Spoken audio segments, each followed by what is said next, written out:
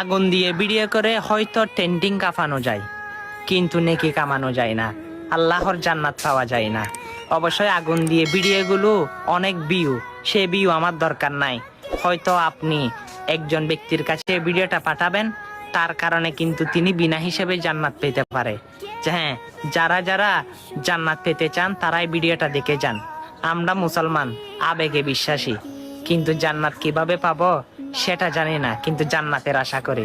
যারা জান্নাত পেতে চান তারাই এই ভিডিওটা দেখে যান, আমলটি করে যান। আল্লাহুম্মা ইন্নী আসআলুকা জান্নাতা বিগয়রি হিসাব।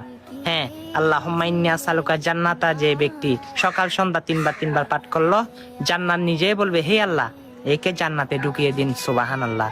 এর মতো নিয়ামত আর কি হতে পারে? ওই ভিডিওগুলো তো শেয়ার করে সোশ্যাল মিডিয়াতে তুলফাট করে দিয়েছেন।